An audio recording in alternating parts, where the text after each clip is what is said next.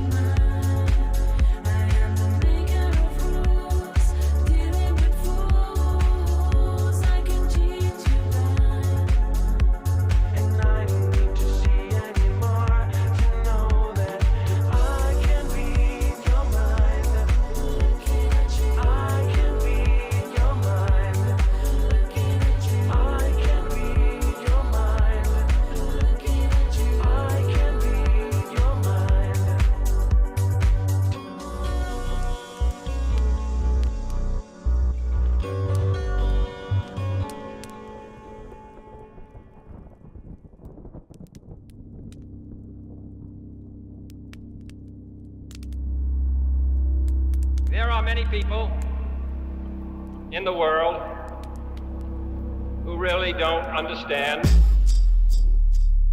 Freedom has many difficulties, but we have never had to put a wall up to keep our people in. Freedom is indivisible. And when one man is enslaved, all are not free.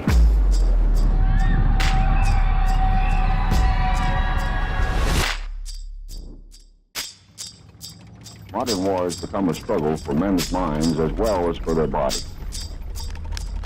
Today we face an enemy who spends enormous sums of money and manpower all over the globe in an attempt to subvert the thinking of the people of the free world, to confuse, divide, and ultimately to subjugate.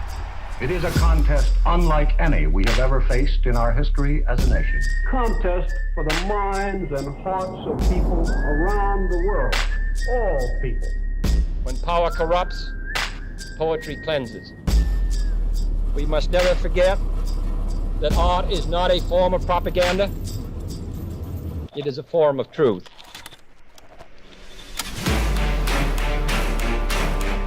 Psychologists find that control of emotions can be gained by understanding the stimulus-response pattern. Many everyday things become associated with these primary stimuli, partly by a process called conditioning.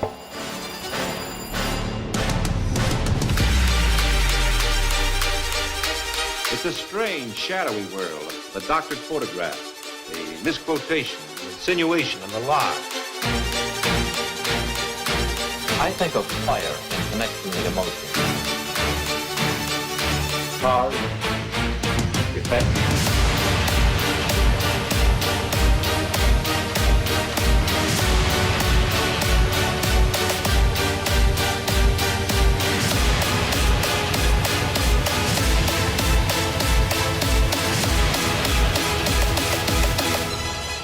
You've got to get a hold of yourself.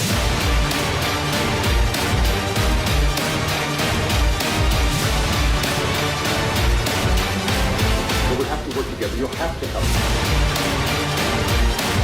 We'll light our country and all who serve it. And the glow from that fire can truly light the world.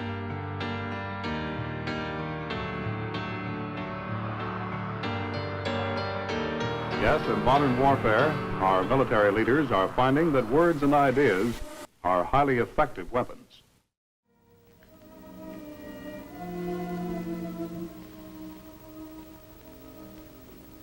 I'm Colonel Foster.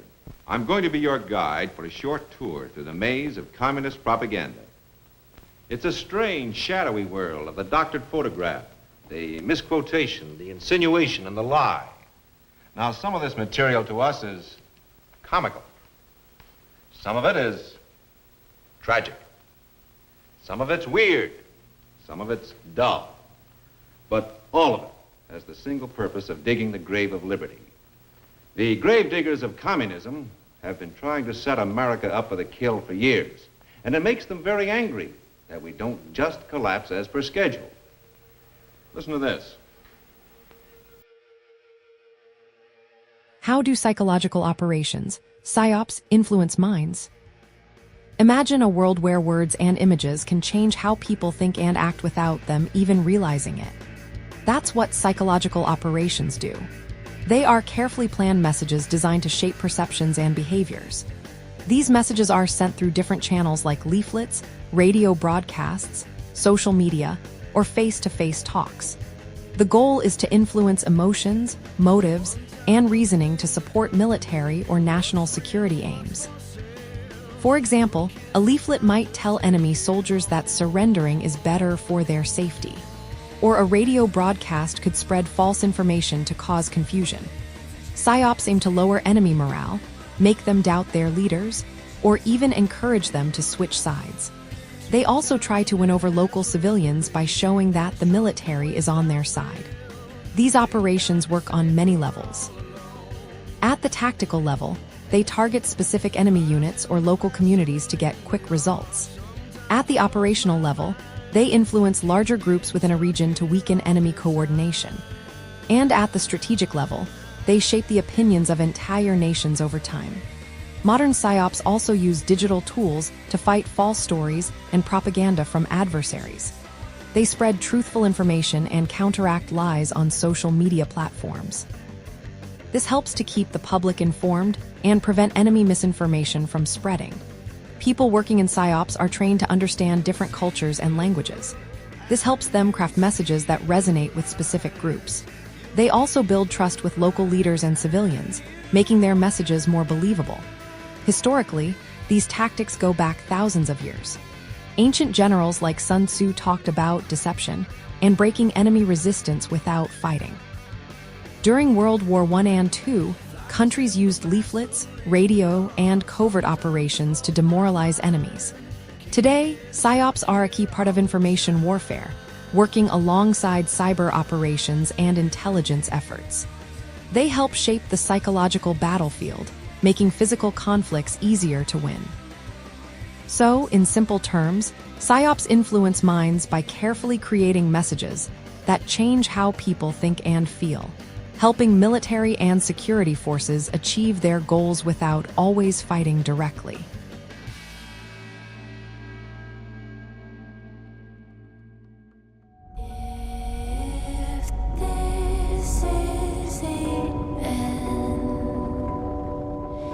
If the stars fall and the earth it begins to bend. The intelligent minorities can engineer consent through the use of manipulation, propaganda, and control.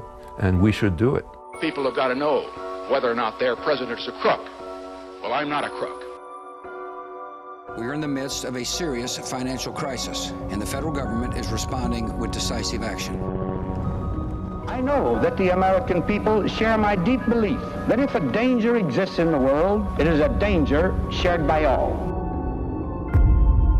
We need to actually double down on the public health measures. You can't look at that television and say, nothing happened on the 6th. We'd like for you to answer the question. Okay, it's very simple to answer. That's why I asked it. It's very simple to you're a nasty person, I'll tell you.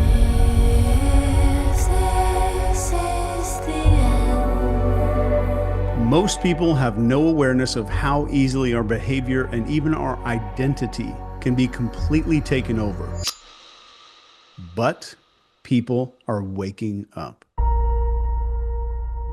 I spent 20 years in the U.S. military. I'm a behavior expert. I've trained PSYOPs.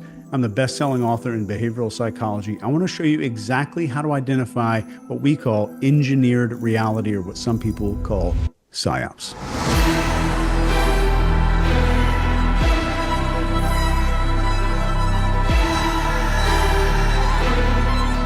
At the end of this, I'm going to give you a tool that's literally going to give you a score out of 100 that shows you how likely something is to be a PSYOP.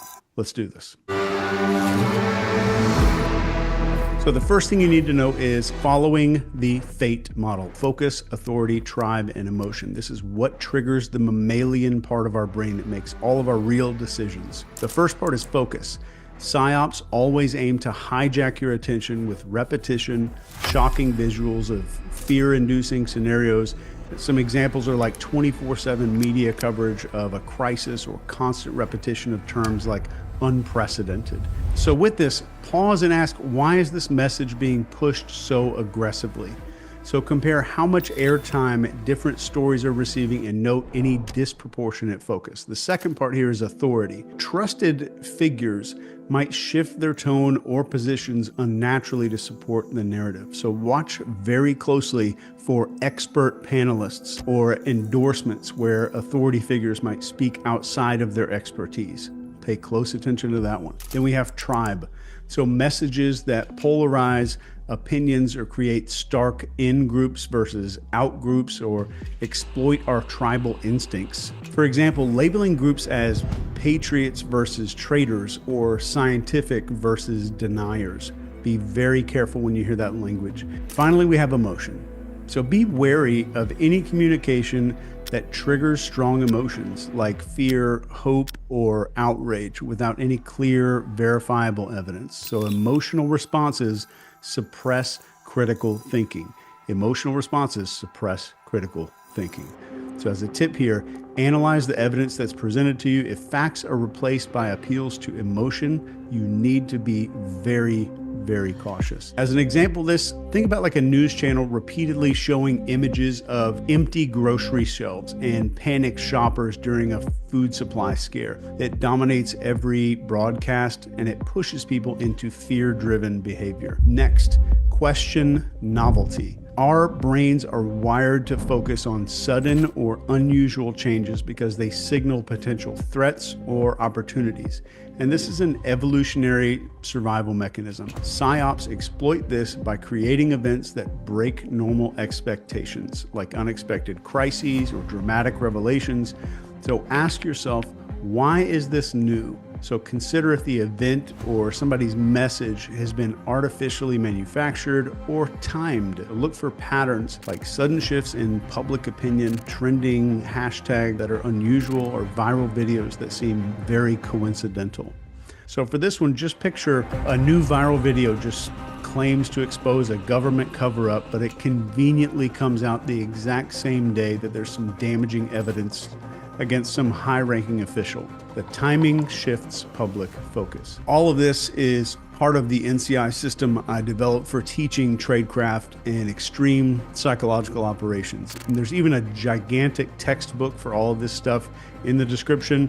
Definitely not for everybody, but it's definitely the most comprehensive guide in the world on this stuff. So next item, look for multiple sources. Centralized narratives create an echo chamber, and they silence dissent and they narrow perspectives. For example, if all media outlets present identical talking points, it is a humongous red flag. So actively seek out contrarian or independent voices, even if they challenge something that's already in your head. So in reality, an example, during a maybe breaking health crisis, all the major news outlets report on the exact same study, but independent researchers revealed the study was funded by a company selling the solution. So watch for that group speak. Next is identify cognitive dissonance weapons. Let's talk about how this works. So cognitive dissonance comes up when new information clashes with our identity or our beliefs. So PSYOPs exploit the hell out of this by including micro-agreements. Micro-agreements are little, small, seemingly harmless concessions to shape your identity. And over time, you're going to unconsciously align your behavior to reduce that internal conflict. And as a weaponization example of this, a PSYOP might present you as a part of moral or intelligent enlightenment, like only good citizens do XYZ. If you disagree with that, you risk some identity conflict there. So reflect on your identity and ask, am I being nudged to identify with some other group? So be very careful of any campaigns that are asking for seemingly minor commitments there, like signing petitions, changing your profile picture that evolves into some bigger compliance or demand later. As an example of this, let's say a company launches an ad campaign and they claim real patriots buy local. If you disagree with their product, it feels like rejecting your identity as a patriot. So this pushes you to conform. Be very, very skeptical about those identity statements. Next is looking for those emotional scripts. And what I mean by this is the scripts that were written in our brains by our ancestors. So manipulated narratives trigger instincts like the fear of loss or scarcity, social rejection, or danger. For example, a media story about food shortages might activate survival scripts that cause panic buying and stuff like that. And we have scarcity fear. This is sudden warnings about limited resources like water or medicine. Also sparks that kind of behavior. And then we have tribal rejection. These are threats of being socially outcast, like you're selfish if you don't comply. And those things override logic every time. And as a tip for this, break the script by focusing on the facts. Like, what's the likelihood of this scenario? So compare the claims with other sources. For this, just picture where a politician says something like, if we don't act now, our children will not have a future. This taps into survival instincts, those ancestor scripts in our head, and it's tied to protecting offspring. It creates urgency without any facts. Next is follow the money. So there's a trail of beneficiaries here. So identifying who benefits always is going to reveal the motive. So look for funding sources like sponsorships or political connections that are tied to the narrative. So use tools like opensecrets.org or public financial records to see who profits from this. So for policies or campaigns, identify the industries like pharmaceuticals, tech companies, etc., that stand to gain the most. So to illustrate this in your mind right now, picture a charity that's promoting clean energy awareness, and they seem noble until an investigations are showing that it's funded by a solar panel corporation that's lobbying for subsidies or something like that. Next, and this one is very important, is analyze the context boundary. The mechanism here is context, and context defines what is permissible. So manipulative people shift contexts to normalize extreme behavior. As an example of this, in emergencies, people accept surveillance or martial law that they normally would completely resist. So ask, what is the context? Compare some similar events in different settings to see if the rules or responses seem disproportionate. Look for contradictions. So for lots of the students who are brand new to NCI University, this right here is the most massive realization when they realize that the ability to weaponize cognitive dissonance and then shift the context can get anyone to do almost anything. As a hypothetical example of this, let's say there's a major cyber attack. The governments are now justifying some sweeping surveillance laws to protect the citizens. This changes the context to make previously unacceptable actions seem absolutely necessary. Next, spot the use of archetypes because they're woven into our brains. PsyOps simplify narratives by using archetypes like heroes and villains and saviors. Some examples are like portraying one leader as the sole solution or demonizing dissenters as the enemy. Deconstruct the story. Ask, who are the characters and what roles are they playing? Simplistic, like good versus evil stories usually signal manipulation just about every time. So always seek nuance there. In the real world, you're going to see something like maybe a leader is repeatedly portrayed as a savior fighting something that's pure evil, and the narrative ignores their mistakes and oversimplifies the conflict to prevent a lot of scrutiny. Next, evaluate the frame. So let's do a step-by-step evaluation here.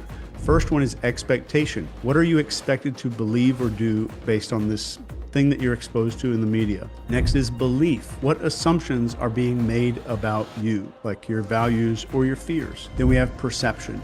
So how is reality being shaped, like selective facts or missing contexts? And definition is the final step here when it comes to a frame. What truth is being asserted as something that's completely unchallengeable. This comes up with information suppression. So really look for topics that are being avoided, critics that are being silenced. If somebody needs to be silenced in order for an idea to make it, then the idea is not good. So alternative viewpoints being discredited, that's a big one to look out for. So cross-check timelines of events and notice if critics are labeled conspiracists or if algorithms are suppressing some kind of specific search. And this is a big one, especially in today's time. So to get a good example of this, during maybe a corporate scandal, the company's PR team frames these critics as disgruntled employees with a grudge. So this shifts the focus away from the legitimate concerns to the motives of the critics. And it does it almost without us realizing that that's happening in our brain. So next, be alert to rapid compliance shifts. This one is scary and it's happening every day. PSYOPs create urgency to drive rapid compliance. And these tactics are stuff like emotional appeals, staged group behaviors, or false consensus. For this, it's really important to slow down and resist the pressure to act, to question the conformity as much as possible, and test the message, engaging the skeptics there. So in the real world, this might look like maybe a viral social media challenge urges all these users to adopt this brand new symbol or profile picture or hashtag kind of overnight, and it creates a wave of compliance. So later, this is kind of like a foot in the door technique. It's tied to some divisive political agenda. Next, study the timing of the events, and this one's huge, especially right now. Timing is everything. Ask yourself, why is this happening now? So what other events or scandals might this thing be distracting everybody from? So look for very coincidental timing with unrelated major news stories or political movements. PSYOPs can very often be smoke screens. And in real life, you might see stuff like a huge celebrity breakup floods all of the headlines exactly as some major investigative report about government corruption is about to be released. Coincidence? Probably not.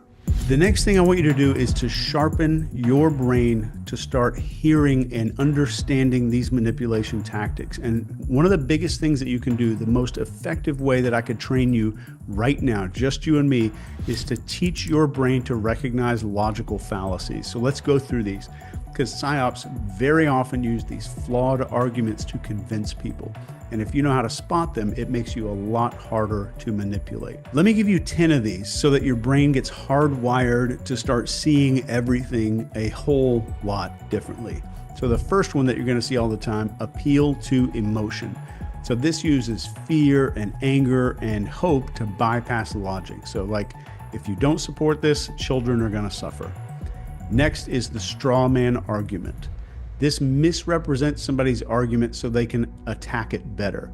So somebody might say they oppose the lockdowns because they don't care about lives. Think about that one. Number 3 is the bandwagon fallacy. So this claims that something is true because everyone supports it. And this is, you hear this all the time. Millions of people agree with X, Y, and Z. You should agree with it too. Number 4 is the false dilemma.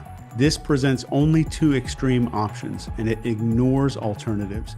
So it's the either you're with us or you're against us fallacy there. Number 5 is the ad hominem attacks. This is the attack of the person and not the argument. Be very observant for this. So this is when you hear you can't trust her, she's not a scientist. You can't do X because they're not qualified based on X. Ad hominem is very common, and I want your brain to be able to spot it.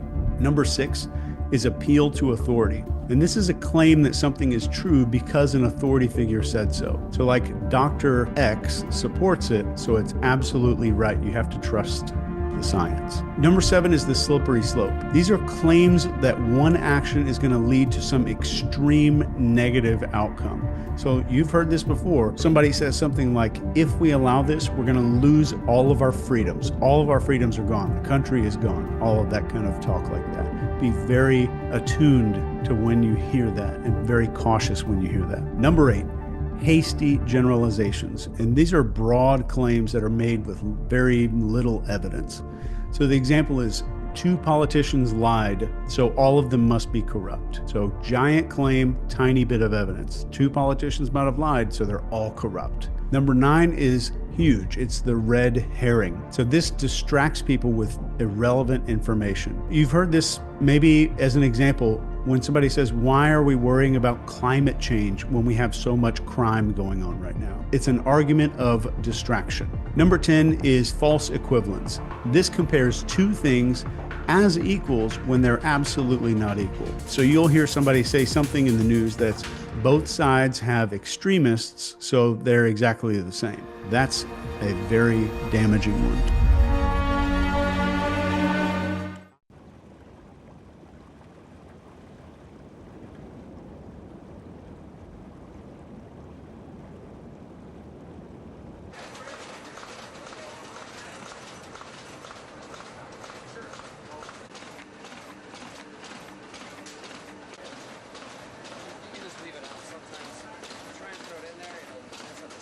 Well, the leaflets that we're printing tonight are basically, they're just telling the Iraqi soldiers that they should go home to their families, that they shouldn't risk the life of their themselves or their comrades, and they should go back and watch their children prosper.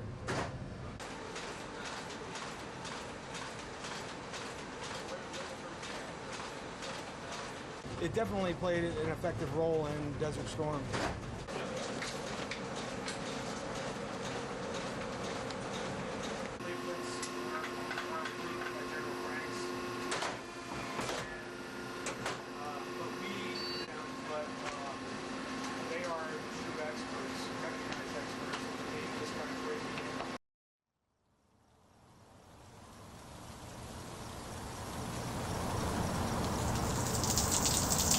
Hey, Daryl. You good, bro? You ain't picking up calls, dog. What's wrong, man? Daryl, you good?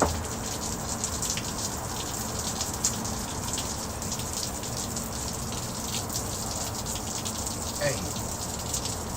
Hey, Daryl.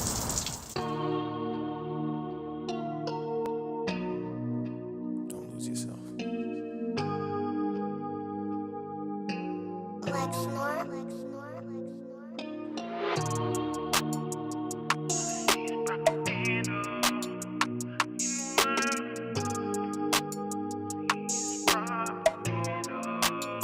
And all I see is propaganda, propaganda. And all I see is propaganda, propaganda. And all I see is propaganda, propaganda. And all I see is propaganda, propaganda. Yeah, united we stand, divided we fall. New Year's Eve, they've been dropping the ball. Independent, how we dead in the game. We don't write to the sound of applause. Hidden truth, dotted lines, ain't never signed, stood and remain the boss. In a world that is full of facades, where if you speak, you get nailed to a cross. I won't be silent, I am outspoken. I am the product of pain, so when you see my name, no fame can never break down a brain that is already broken. Every wound is a paid devotion. They fill words as I purge emotions. Scabs tear as I drop hits that bleed light from demonic omens. The system decides we spend and we buy, while most of our time is spent in bed. The dreams we have all stay inside. We sleep and wake and live with regret. The price of life is half the cost. The price of fame could cost your head. If infamy is what you seek and propaganda is And all what I you see spread. is propaganda, propaganda. And all I see is propaganda, propaganda. And all I see is propaganda, propaganda. And all I see is propaganda, propaganda.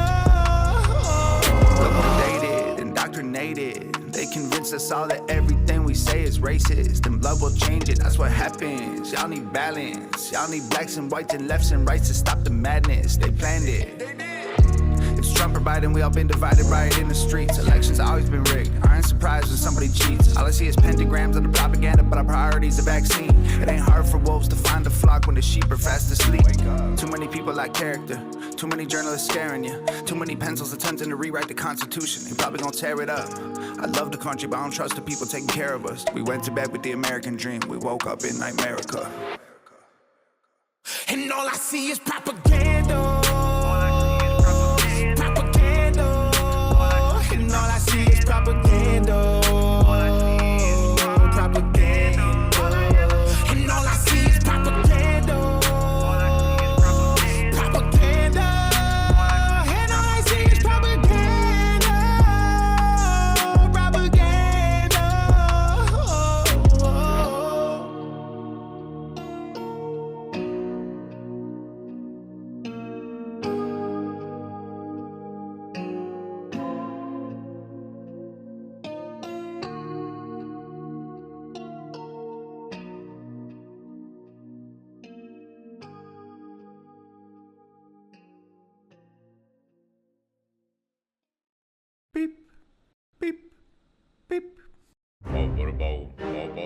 Propaganda.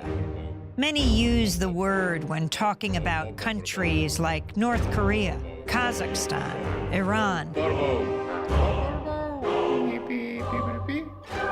Countries viewed as authoritarian through the lens of the Western media.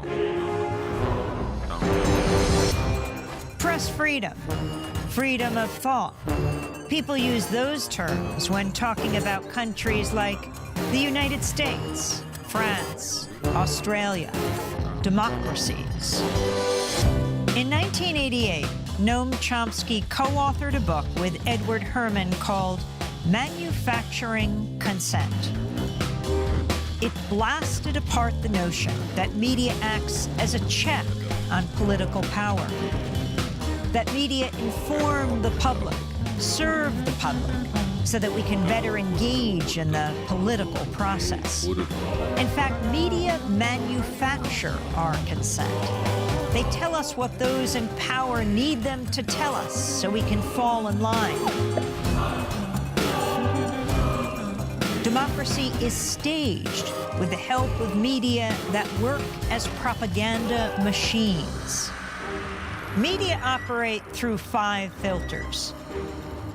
The first has to do with ownership. Mass media firms are big corporations.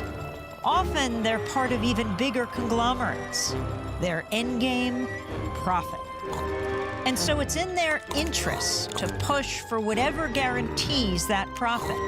Critical journalism takes second place to the needs and interests of the corporation.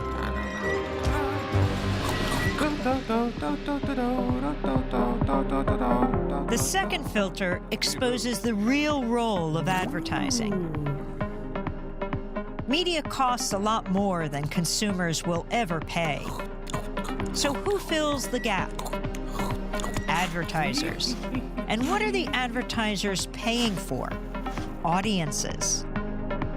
And so it isn't so much that the media are selling you a product, their output. They're also selling advertisers a product, you.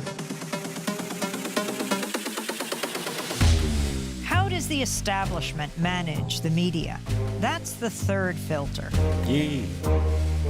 Journalism cannot be a check on power because the very system encourages complicity. Governments, corporations, big institutions know how to play the media game. They know how to influence the news narrative.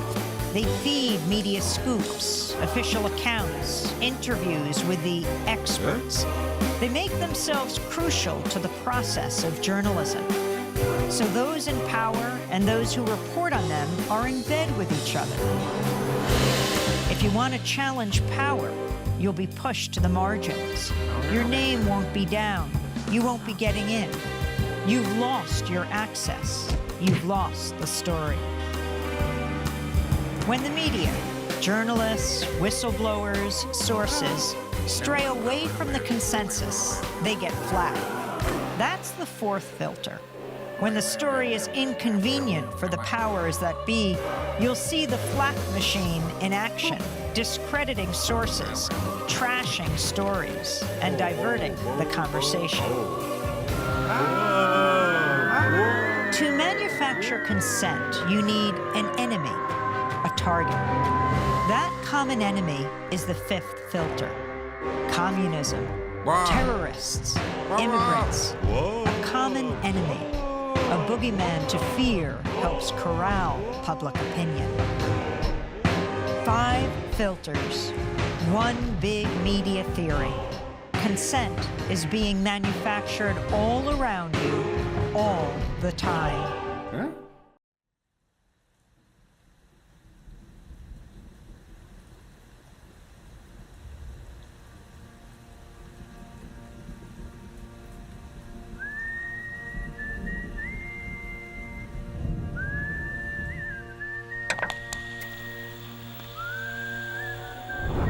As the world watches and listens in horror, the peaceful pro-democracy demonstration in China comes to a violent and bloody end. Mr. Gorbachev, tear down this wall.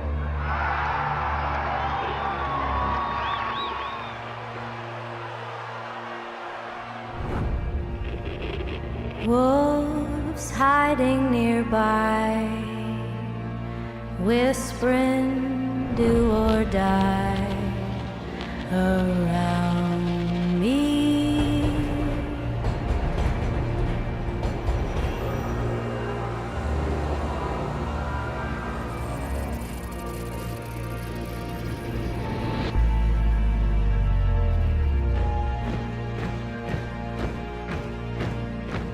You say your last good night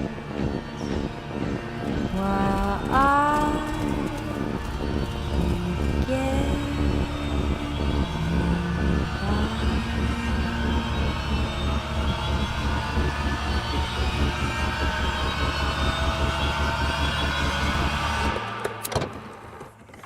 There is another very important phase of warfare. It has as its target not the body, but the mind of the enemy. The target of psychological warfare is against the enemy's mind. It is words and ideas. The ammunition used by Psywar.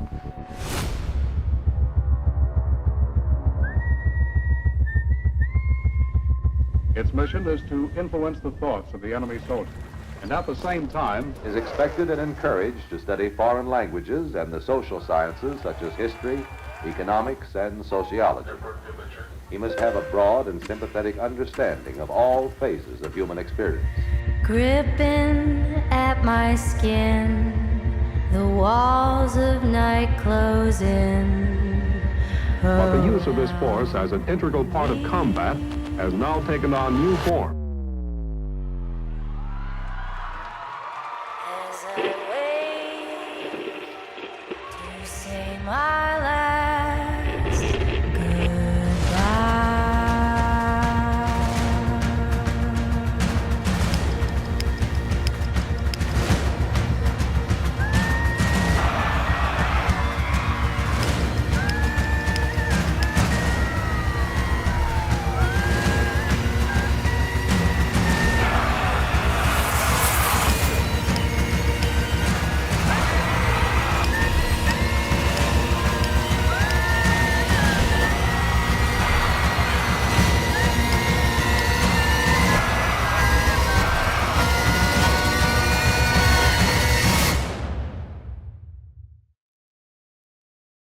These are the Psywar soldiers.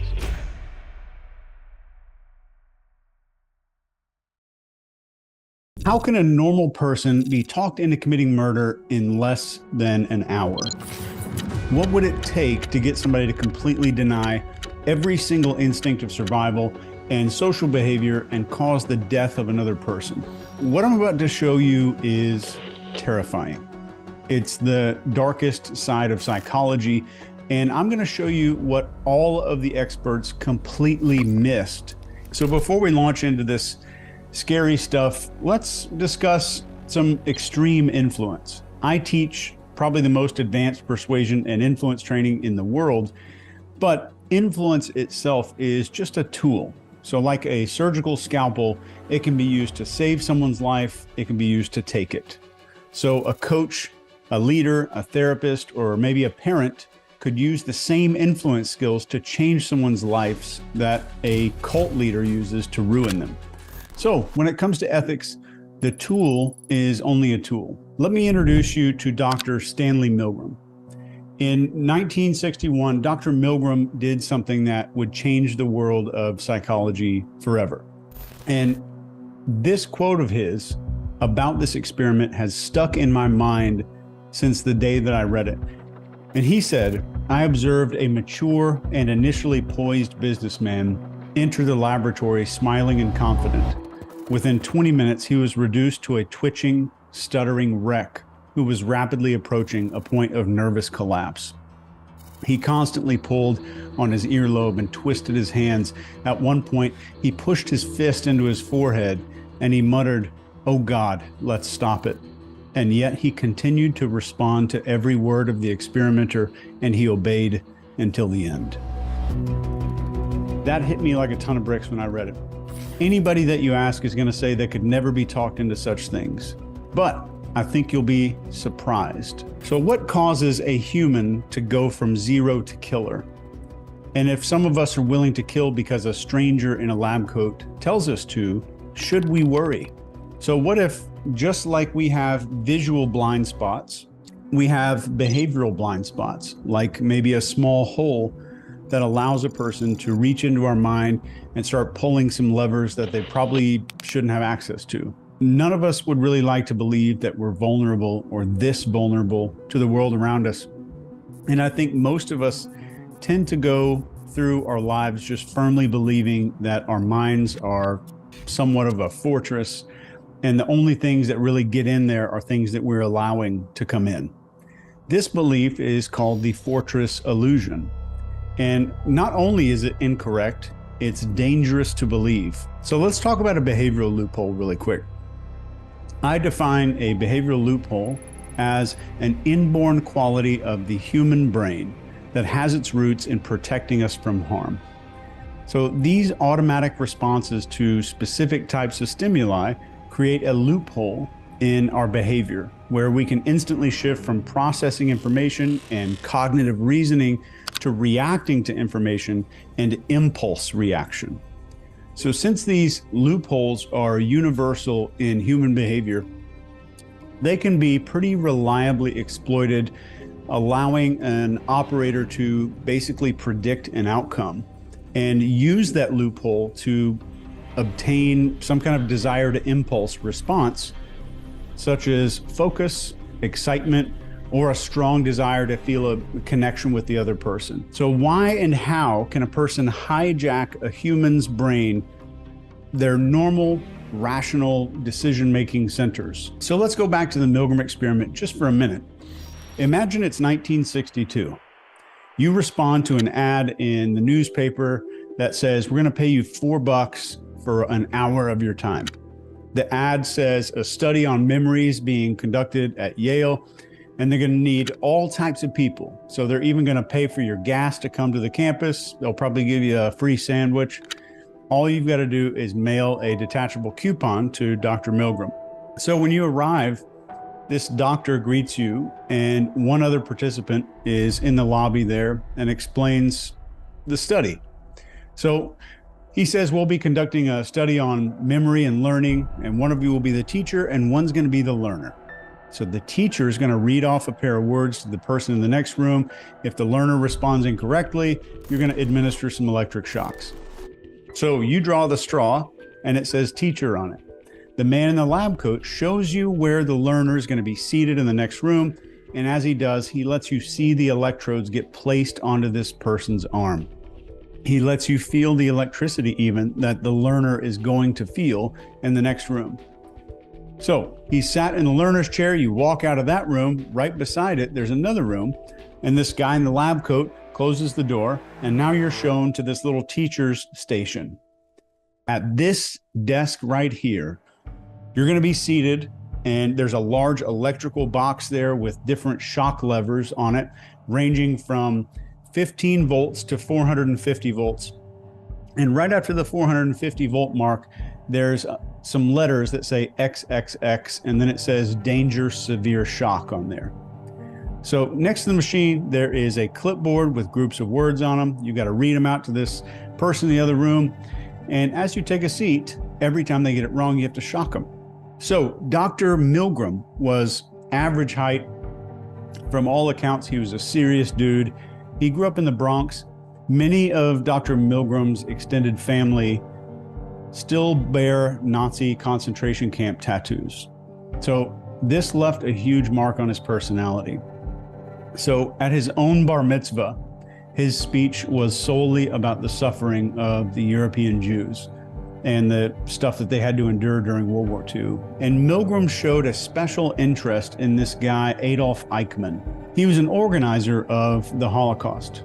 The actions of Eichmann inspired the development of the obedience experiment. And Milgram simply wanted to know if it was true that, as Eichmann said while he was standing trial in Israel, that he was just following orders. So inside the Milgram experiment, the learner is in one room, the teacher, which is you, are in the other room, shocking this person because the person in the lab coat's telling you next to.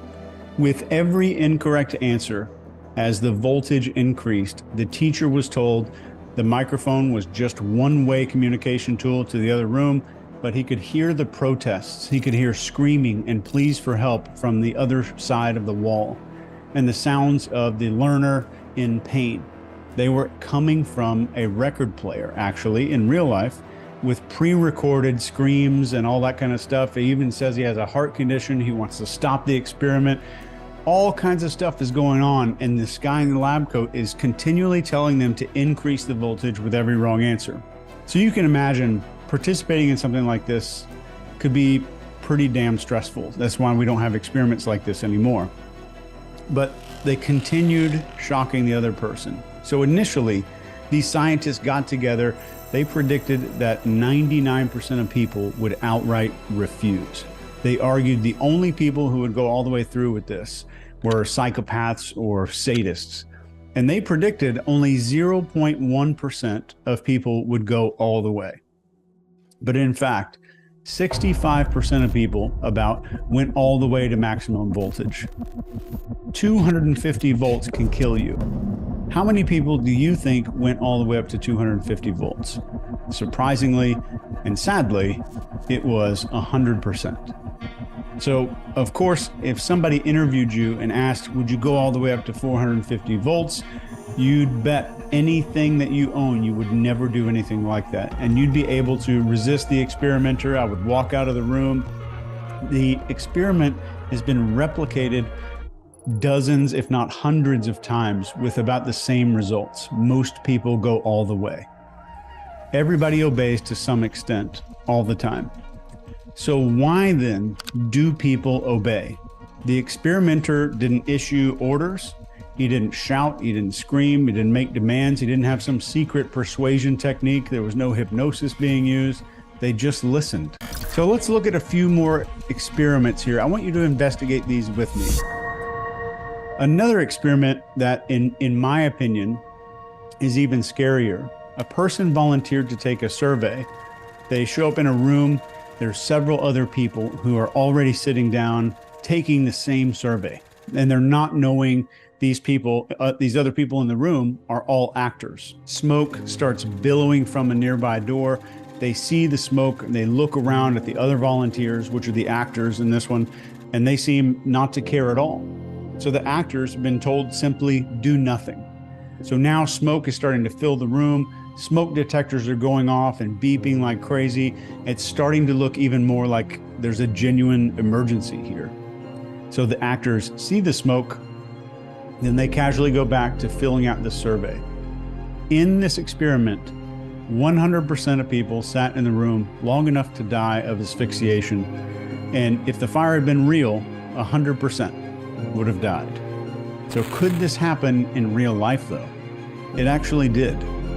In May of 1979, a cab driver reports a fire coming from a Woolworths department store in Manchester. They found some bodies, but they found most of the bodies in the restaurant. And it turns out people hadn't left because they wanted to pay their bill. They're operating on this social script that's just written in their mind. Nobody wanted to deviate from the group, and nobody wanted to be the first to really stand out from the rest of the crowd. So let's perform one more investigation into an experiment that shows how powerful this is. I want to introduce you to this guy here. His name is Dr. Solomon Asch. So the experimenter shows them with two pieces of paper, holds them up, puts them on the table there, and one of them had a line drawn down the middle on it.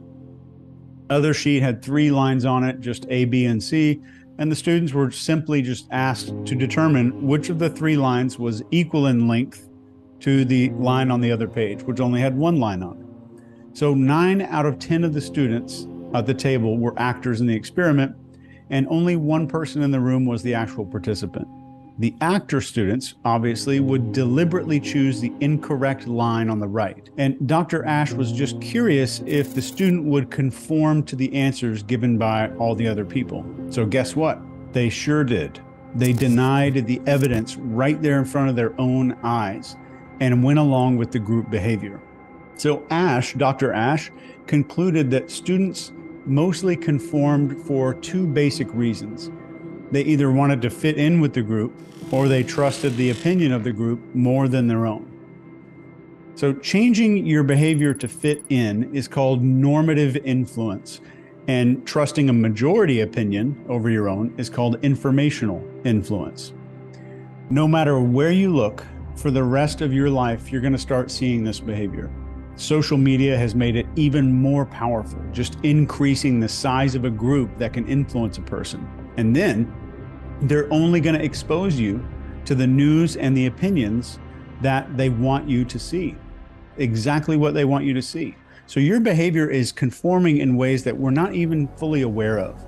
So people are going to tell you these experiments are about obedience to authority. I mean, Dr. Milgram wrote a book called Obedience to Authority. So authority essentially has 5 components. When we're talking about obedience to authority, according to me in my training, there are 5 components to authority that I teach.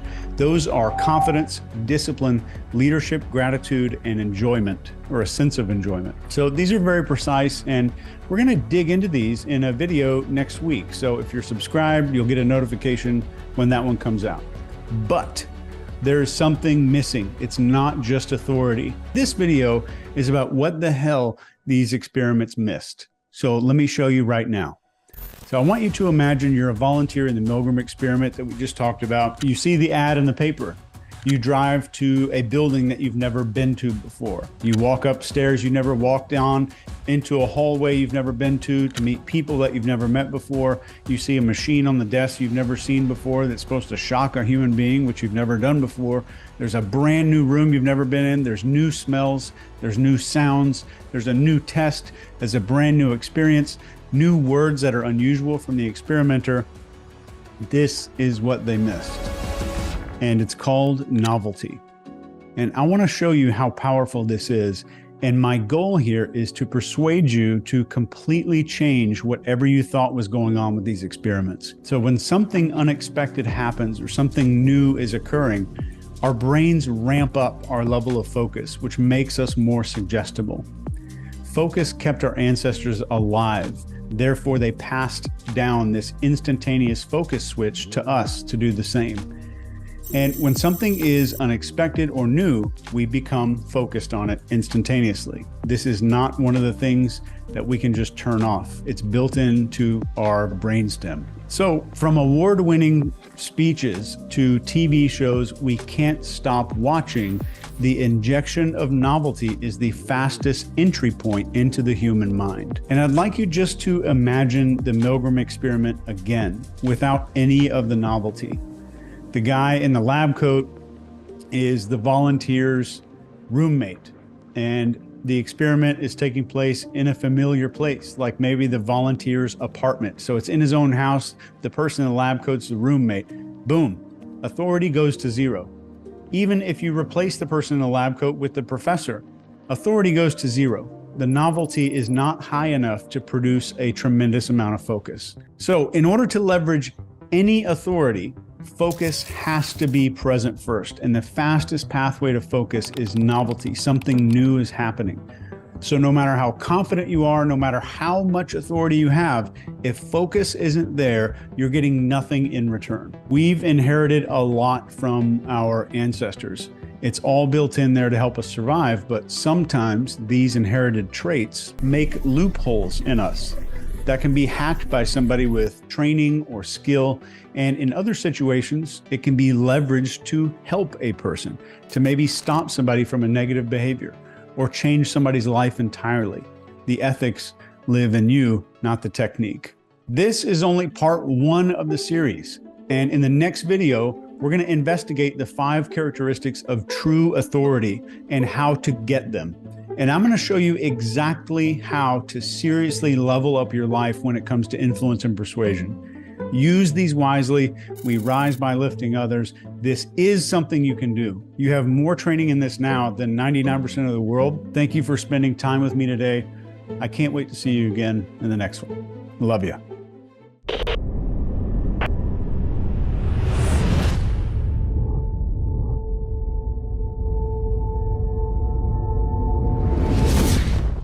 Diversity is absolutely like a, whatever they call those words now, that people get really excited about, right? But it's this hot keyword, this hot button for so many people, right? We need to increase diversity, embrace diversity, et cetera, et cetera. But do we really?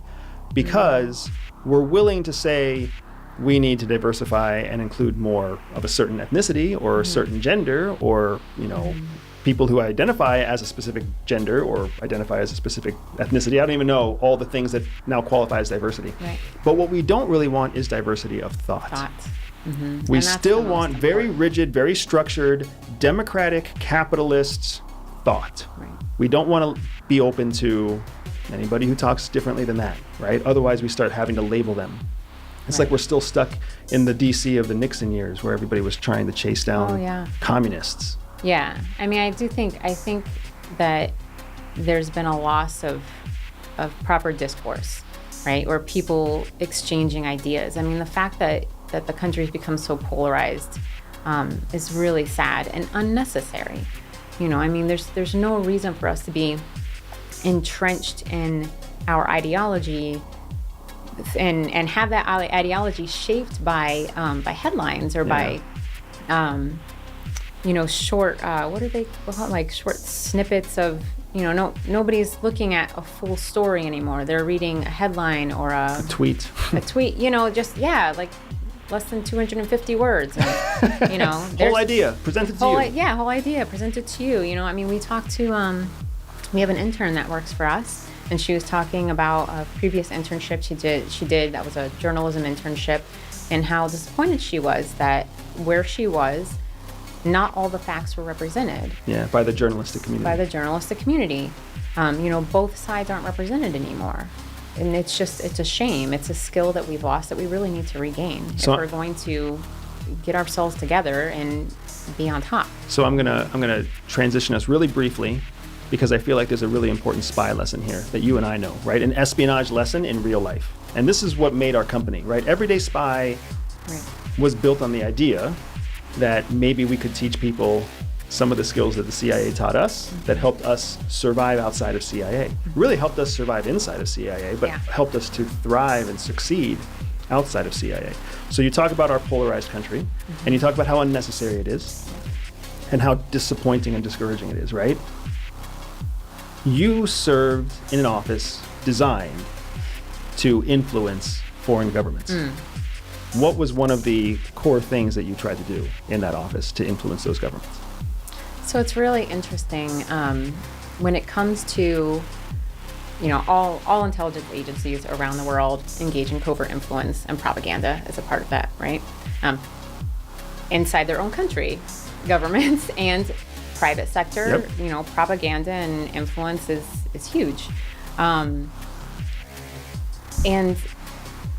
it's really just psychology, right? It's knowing the psychology, it's knowing how the psychology of people work. I'm going to interrupt you again because, again, I see my wife being very nice in the explanation, right? When there's a group of people and you want to cause discourse, what's the first thing you do to that group of people? You touch on their fears. You divide the group. You divide them. You divide the group, right? What is polarization? Right, it's division. It's a division of the group, right? And it doesn't take much. It does not take much at all, right? You can literally sit between two friends who've been friends for years, and there will be certain topics that causes one of them fear, anger, discouragement, disappointment, childhood trauma, whatever. You can just drop that one bit into the conversation and they will be divided. Yeah. Right? So it's strategic. In the covert influence world, the first thing you want to do is you want to divide a group. And you don't divide a group by creating something new and artificial. How do you divide a group? Right. You just play on the same old fears that are already existing. Already right? pre-existing. This group of people is afraid of what happens if banana sales drop. Yeah. This group of people is afraid of what happens if we accept too much foreign investment. And then all you do is you just feed the fear that already exists to both groups. Yeah. And then that makes them both afraid. And then especially if you, as the voice in between, say that the reason foreign investment is going to stop is because sales of bananas are going down. Yeah. And then you say, oh, the reason that banana sales are, need to go up is because if they don't go up, then there's going to be no foreign investment. Now all of a sudden, the two groups are attacking each other. Right. This is espionage 101. This is covert influence 101. And yet we live in this world, you and I, where we see it play out in the headlines every day. And the thing that's the most frustrating to me is, yes, I see it when it's Russia. I feel like I see it when it's China. I feel like I see the sloppiness of it when it's North Korea attacking us. The thing that's so frustrating is we do it to ourselves. Oh, yeah. Just to sell newspapers, just to get clicks, just to sell advertisements. We do this to ourselves. Yeah. I mean, it costs millions of dollars for an intelligence service to divide a country. We're doing it to ourselves. We're bankrolling it ourselves. Yeah. For what purpose, right? For what purpose? So. Well, for clicks. For clicks. Why did we start a YouTube channel? For advertising revenue. For clicks. The whole world runs on clicks. Oh my gosh. Eat that, Duncan. Howdy, folks, and a warm welcome to all my neighbors here in Overton County. I was thinking the other day about those old-time Miracle Tonic salesmen. Fella'd roll his wagon right into the square in Livingston, promise a bottle of his brew could cure everything from a bad cough to a broken heart. Well, times have changed, but I tell you what, that serpent sales pitch is as old as the Garden of Eden itself. The tricks of deception are timeless, and today we're going to talk about how to spot them with the eyes the good Lord gave us. And we're going to anchor ourselves to this right here, the words of our Savior in John chapter 8. And ye shall know the truth, and the truth shall make you free. That verse, that's our guiding light for this whole talk. In a world just plumb full of noise and confusion, this is our foundation. Truth ain't just a fact, it's freedom. Now, the world's got a fancy $10 name for what we're talking about. They call them psychological operations, or PSYOPs. But let's call it what it is. It's the sin of bearing false witness, just on a grander scale. It's the devil's age-old tactic of twisting words to lead God's children astray, and he's been at it since the very beginning. And when these deceptions, these powerful lies get spread far and wide, Lord have mercy, the consequences are just heartbreaking. They can turn good neighbors against each other and even send our sons and daughters off to war based on nothing but a falsehood. Let's look at a powerful example of what I mean. This one right here, it still gets my blood boiling. Back in 1990, a young girl gets up in front of the whole U.S. Congress, tears in her eyes, and tells this awful story about soldiers pulling babies out of incubators and leaving them on the cold floor to die. Well, you can imagine, the hearts of this nation were stirred up for war. But a decade later, the whole truth came out. It was a complete and utter lie. The girl was an ambassador's daughter, coached by a big city PR firm to sell a war. A single, powerful lie. And look at the cost. And I'm not just talking about the money. The $1.3 trillion is a number so big it's hard to even wrap your head around. I'm talking about the more than 30,000 souls, American and Iraqi alike, precious children of God who were lost. These ain't just stories in a history book, folks. These lies have real-world, eternal consequences for families right here and halfway around the world. Now here's another example of the devil's handiwork. For decades, the big tobacco companies knew, their own scientists told them, that their cigarettes were causing cancer. But they couldn't prove they were safe, now could they? So they chose a different path. They decided to make folks doubt the truth. This here quote from one of their own memos says it all. Doubt is our product. Their goal wasn't to find the truth. It was to create so much confusion that nobody knew what to believe. And this was their playbook, a strategy straight from the pit of hell. They paid for their own studies just to muddy the waters. They hired slick-talking scientists to keep saying, oh, we just need more research. They demanded that their lies get equal airtime with God's honest truth. They went after good, honest researchers and tried to ruin their names. This was a calculated, evil campaign to profit from the poisoning of God's children, and they got away with it for 40 years while people died. It can make you feel helpless, can it? But we are not defenseless. The Lord Jesus himself told us in Matthew 10:16 to be wise as serpents and harmless as doves. We're called to use the good sense God gave us. So I want to introduce you to a tool, a way of thinking, that can act like the sword of the Spirit in this digital age of confusion. It's called the Narrative Credibility Index. Now, don't let that fancy name scare you off. It's really just a simple 20-question checklist to help us do what 1 John tells us to do. Test the spirits to see whether they are from God. It's a way to help us spot the common patterns of manipulation we see every single day. So how's it work? Well, it's just applying some good old-fashioned common sense, the kind of common sense a farmer from Pall Mall or a mama from Alpine uses every day. First, you look at a story and ask, is this trying to make me angry or scared right off the bat? Second, you check if everybody's saying the exact same thing, word for word, and you ask what might be missing. Third, you ask the important questions. Who benefits if I believe this? And are they trying to shut down anybody who disagrees? It's a simple process anyone can use. Now, this right here is crucial. Sometimes the devil's greatest trick isn't just one big lie. It's getting two groups of good, God-fearing people fighting each other, using manipulation on both sides of an issue. He just wants to get us at each other's throats. Let's just think about the whole mess around where that COVID virus came from. Right away, you had two camps. One side was shouting it was settled science and calling anyone who asked a question a conspiracy theorist. The other side was claiming it was obvious it came from a lab, using the whole thing to make folks angry and divided. Both sides were demanding you pick a team before all the facts were even on the table. And when we test those spirits, when we use this tool to look at both campaigns, we find something mighty interesting. Both of them score real high from manipulation. The natural origin side gets a 70, and the lab leak side gets a 66. You see what's going on here? When both sides are using tricks and not truth, the goal probably ain't about finding the facts. The goal is to get us fighting with our neighbors. The real enemy, the real sin here, is the division itself. And that brings us to the heart of it all. Our Lord said it himself, a house divided against itself cannot stand. We, as followers of Christ, have got to stop falling for the enemy's plan of division. Our call is to step back from all the shouting and instead find that common ground that unites us as children of God. And what is that common ground? It's simple things, ain't it? It's the desire for truth. It's that powerful need to protect our children and our communities. It's the demand for just a little honesty from our leaders. It's the search for the real facts, not just the ones that make us feel good. And most of all, it's the second great commandment, to love our neighbors as ourselves. That right there is a foundation built on rock. So let this be our call to action today. Let's stand firm in the faith. Let's commit ourselves to seeking God's truth with wisdom and discernment. And let's make a choice every single day to love one another, especially when we disagree. Now, if this message has put a fire in your spirit, I'm truly asking you to help get it out there. Please like this, leave a comment, and subscribe. Every time you do, you're helping put this sword of the Spirit into the hands of another brother or sister in Christ who's fighting the same battle against deception. Let us pray. Heavenly Father, Lord, we come before you today and we just ask for wisdom. In a world so full of confusion, Lord, grant us the spirit of discernment to tell truth from lies. Heal the divisions among us, Father. Remind us that our true fight is not against our neighbors, but against the spiritual forces of darkness. Protect all your children, Lord. We ask all these things in the precious name of your Son, Jesus Christ. Amen.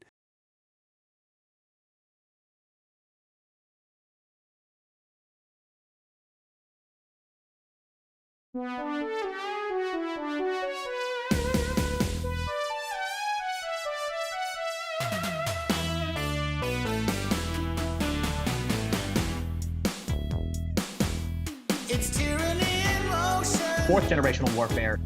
That's terrifying you and me. Manipulating someone online. Manufacturing emotion. I like that. Propaganda is persuading me.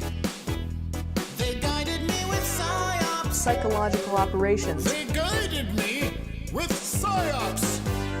They weaponize psychology. Yeah. 201 mass shootings, and it's only May. The truth. This will be weaponized. When I'm watching news of war. That is information. False flag operation. Internet trolls. Disinformation. The psychological operation. Accessing and affecting the brain.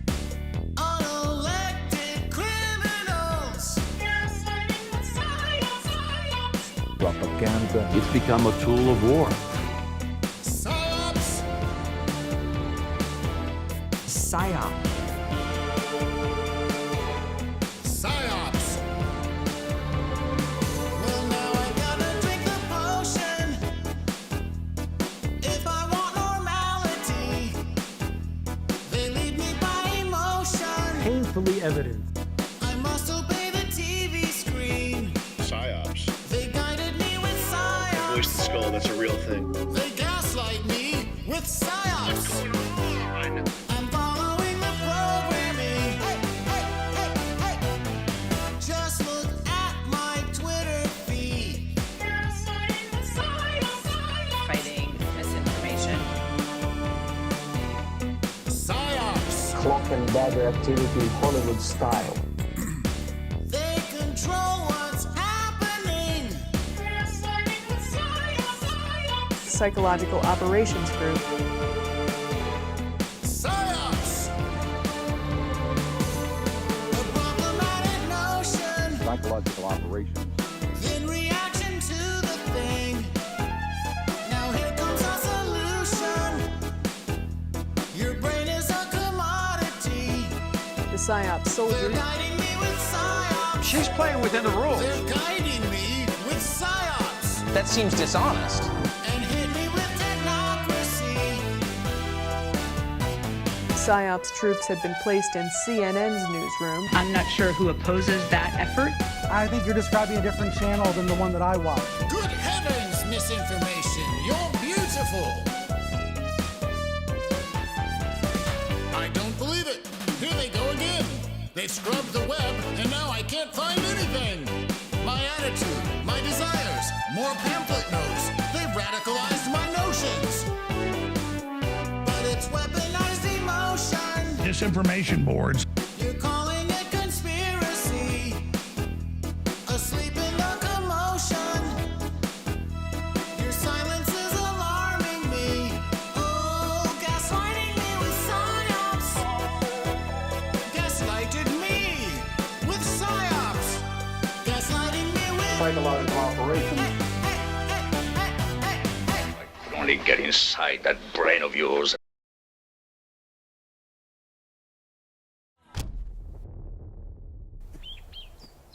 If you've had that feeling like your life doesn't belong to you, something is off, maybe the choices, the emotions, even the arguments in your head aren't really yours, that is not you being paranoid at all.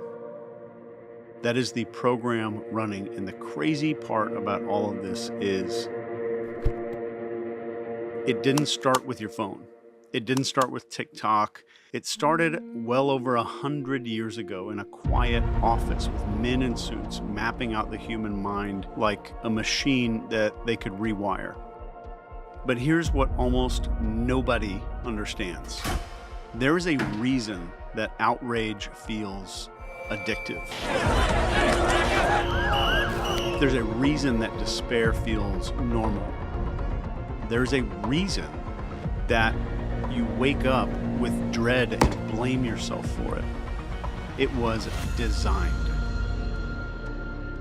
And the moment you see how, you can't unsee it. So let me rip this open for you. Where did all of this programming really begin? It was a quiet office in London in 1921. This is the Tavistock Institute. They said it was about helping soldiers heal, and it wasn't. And once they cracked all of these things open that they did there, the experiment never ended. Officially, Tavistock was about treating shell shock. This is what they used to call PTSD. It was trauma therapy. It was a beautiful cover story. But what they actually found, trauma doesn't just break people, it softens them up, makes them pliable. They were not fixing soldiers like they told everybody. They were testing civilians. They were running war psychology on entire populations. Grief, confusion, and fear. Tavistock used all of these things like tools in a toolbox.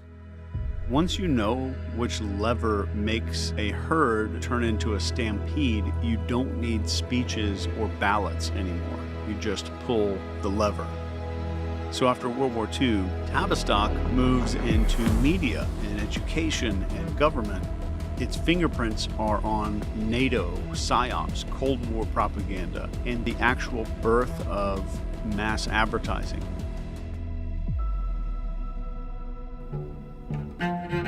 Then this guy comes on the scene a little later. His name is Edward Bernays, and he's actually Sigmund Freud's nephew, which is super weird. But instead of analyzing dreams and stuff like that, he turned the unconscious into a marketplace. And Edward Bernays is the reason that women smoked in public. He branded cigarettes as torches of freedom for women. He's the reason that we link bacon and eggs with breakfast. It was an ad campaign. It was never a tradition at all. Edward Bernays is the reason that Guatemala's democracy got overthrown. He sold it as fighting communism so that this company called United Fruit could keep their plantations. And he weaponized desire. He made war fashionable. He made democracy emotional.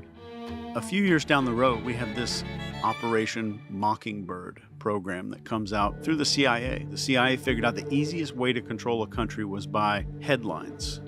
They thought it was about threats and war and the potential for some kind of bomb being dropped, but it was just headlines and news. That's all you needed to control a whole country.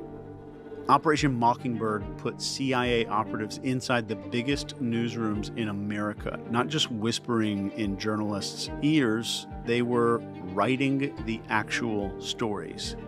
Some of them were even newscasters. They were planting every single angle that they were told to plant. And by the 70s, over 400 journalists were on the payroll of the CIA. Anchors, editors, columnists, people that our parents trusted, that were trusted by almost the whole country.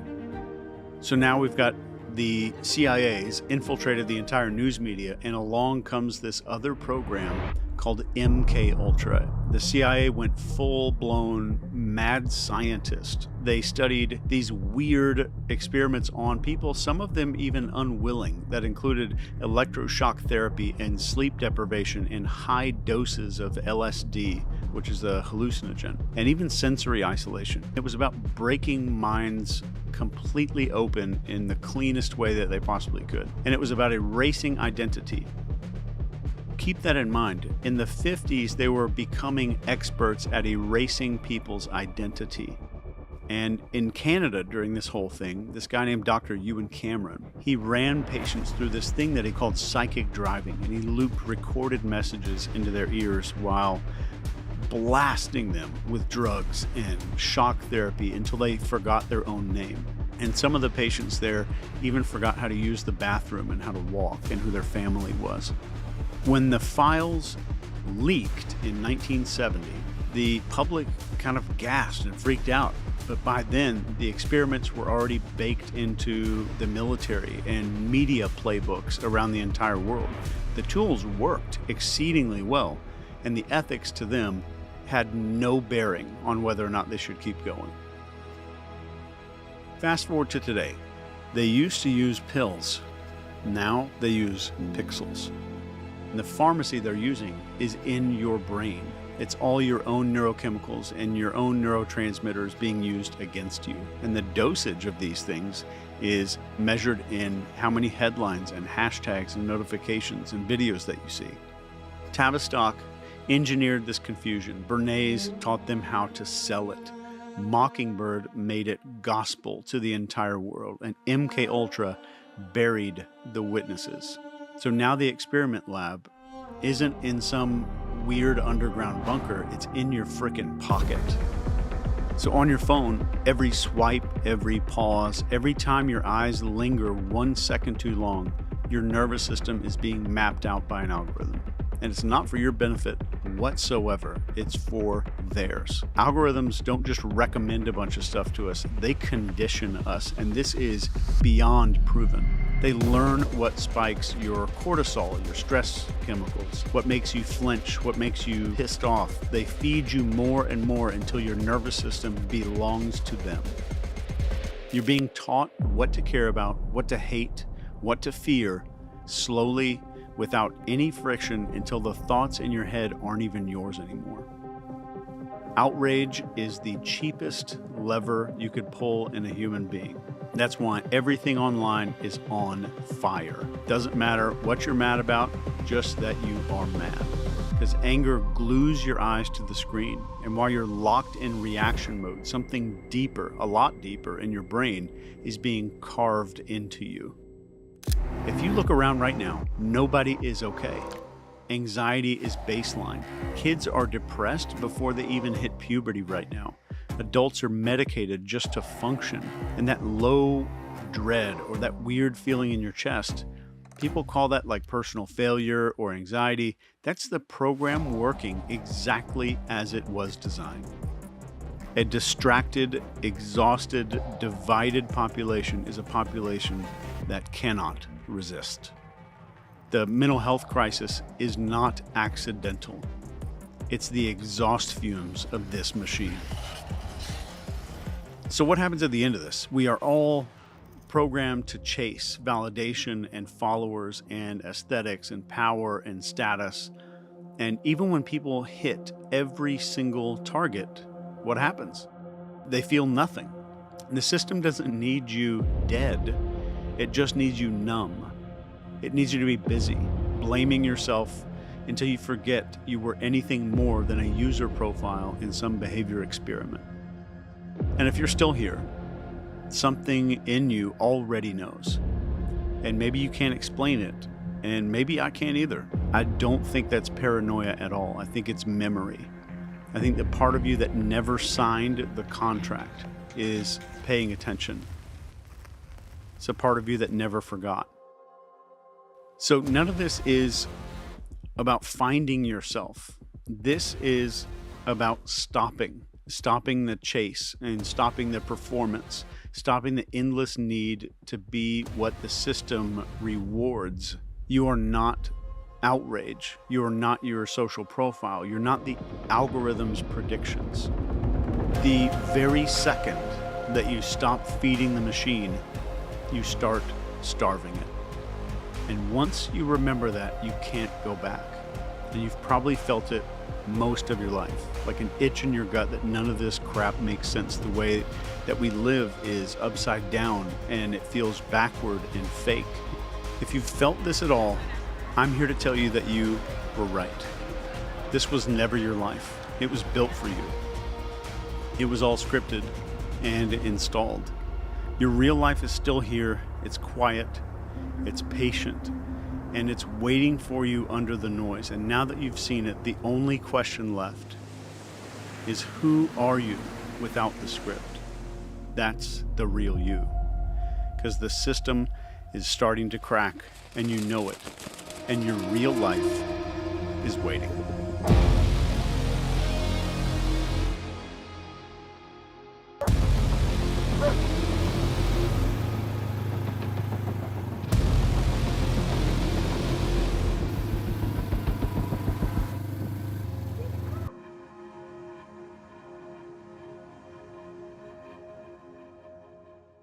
What if I told you that everything you believe was placed there on purpose? Your fears, your desires, even your opinions.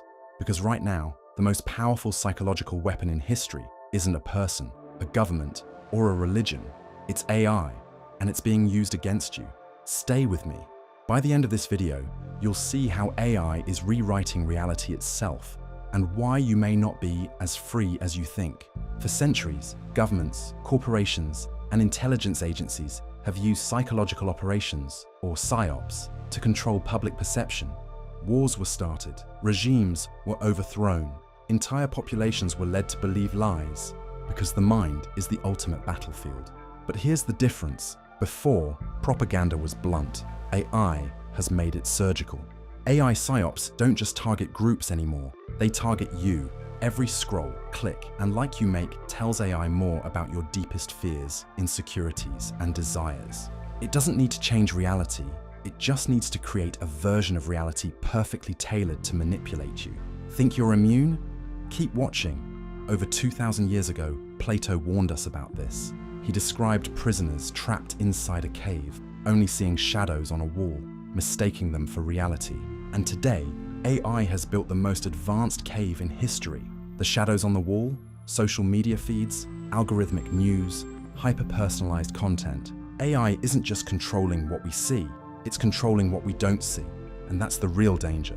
When was the last time you had a thought that wasn't influenced by an algorithm? Think about that. This is how psyops work. If AI feeds you only what you already believe, you never question it. And if you never question something, it controls you. AI psyops work because humans are predictable. Governments used to rely on human psychologists to manipulate behavior. Now, AI automates it at a level no human ever could. It exploits operant conditioning. Your phone gives dopamine rewards, likes, comments, notifications to reinforce behaviors.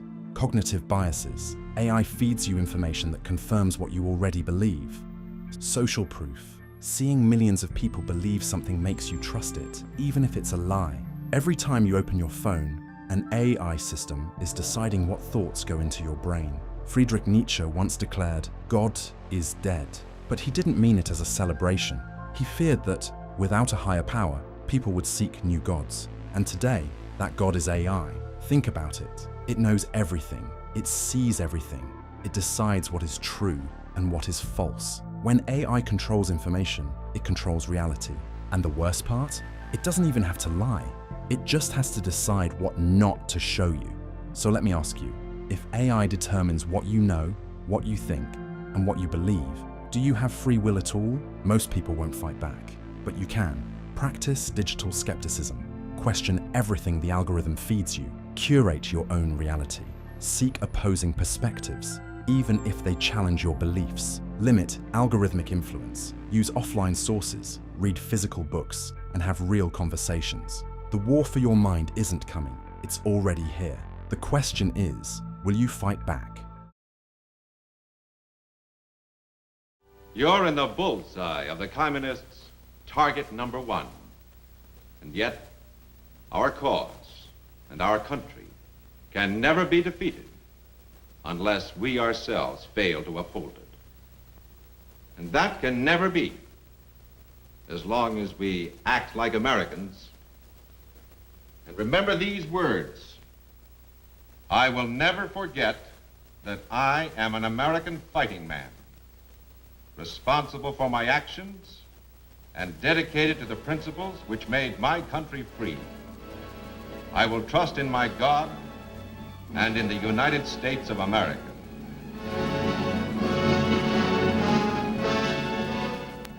The best defense against enemy propaganda is truth. For a communist, a thing is true only if it advances the communist cause. It is false if it does not. The soldier who understands how enemy propaganda works is forewarned and forearmed. In this knowledge lies his strength. Now, this is Sergeant Stuart Queen, inviting you to be with us again next week for another look at your Army in action on the big picture.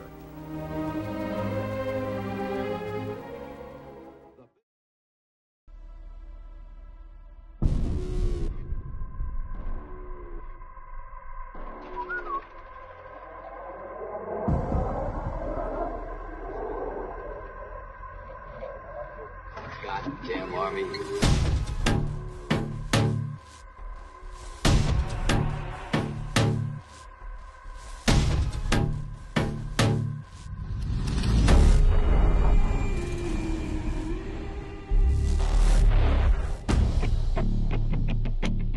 There's another force applied in combat that we generally don't think of as a weapon of war.